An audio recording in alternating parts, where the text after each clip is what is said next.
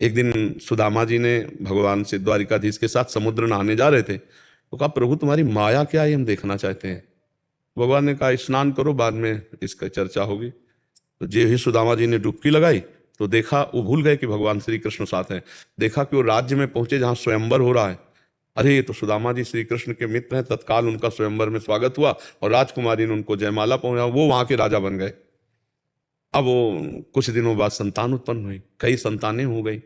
इसके बाद वो पत्नी मर गई, तो वहां का नियम था, जैसे अपने यहाँ पहले था नियम कि पति के साथ पतिव्रता चिता में चढ़ जाती थी, तो वहां था पत्नी के साथ पति को चिता में जलाया जाएगा। अब सुदामा जी को बांध लिया गया जलाने के लिए। अब उनके तो एक भगवान ही थे, बड़े चीखे हे श्री कृष्ण। तो भगवान ने इसे पकड़ा, बोले क्या हुआ?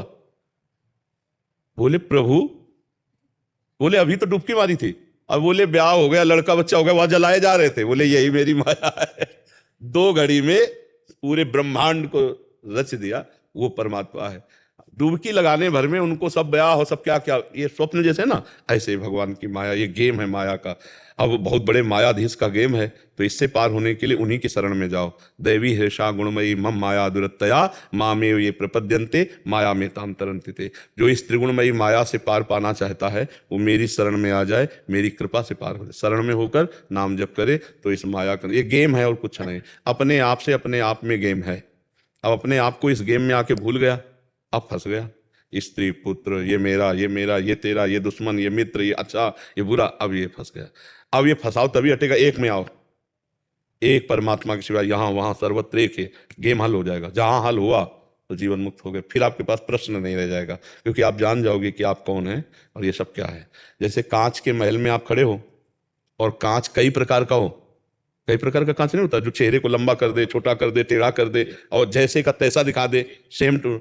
ऐसे वो बहुत से रूप जो कांच के मंदिर में आपको दिखाई देंगे, तो आप ही के तो होंगे, कोई लंबा, कोई टेढ़ा, कोई बुरा, कोई अच्छा, कोई सेम।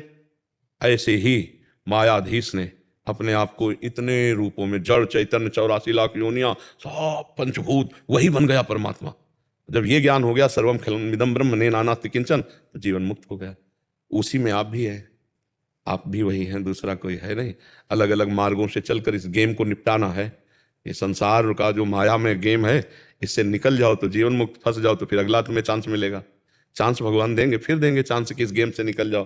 पर ये गेम ऐसा सुनहरा है, ऐसा मनोरम है, ऐसा आनंददायक लगता है कि नाली का कीड़ा नाली में भी जीवित रहना चाहता है, वो उसी में रहना चाहता है। शूकर बिष्ठा खा के उसी में रहना चाहता है, हम दुख भोग कर उसी में रहना चाहते हैं। एक बार स्वामी वामदेव जी बड़े सिद्ध महापुरुष थे, तो अपनी मंडली के साथ भ्रमण कर रहे थे, तो देखा एक जवान आदमी बूढ़े को जूतों से मार रहा है। खड़े हो गए मंडली से, कहा तुम चलो आगे। वृद्ध के पास गए, बोले बाबा ये कौन था जो आपको मारा? बोले बेटा था। तो बोले देखो हमारे पास खाने की व्यवस्था, सब व्यवस्था है, मंडली में चलो, काहे को जूता खा रहे हो? बोले चल चल यहाँ से, बेटा हमारा हमें मारा, तेरे को क्या परेशानी, चल।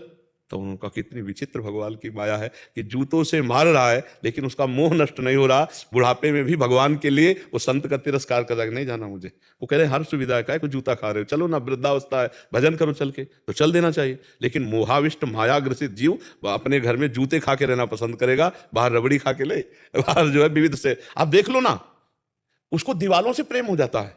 नहीं वृंदावन मरुचन नहीं, ऐसे आसक्ति पैदा कर लेती है माया कि पूछो मत। परस्पर आसक्त, खेती में आसक्त, मकान में आसक्त, बैंक बैलेंस में आसक्त, पुत्र पुत्री, पुत्र वधू, सब में आसक्त। ये छोटी मोटी माया है और वो हमको तिरस्कार कर रहे हैं कि अब बुढ़ौना कहीं बाहर जाए, और वो उसी में आसक्त है। यही भगवान की माया है। तो अगर इस माया का रहस्य जानना है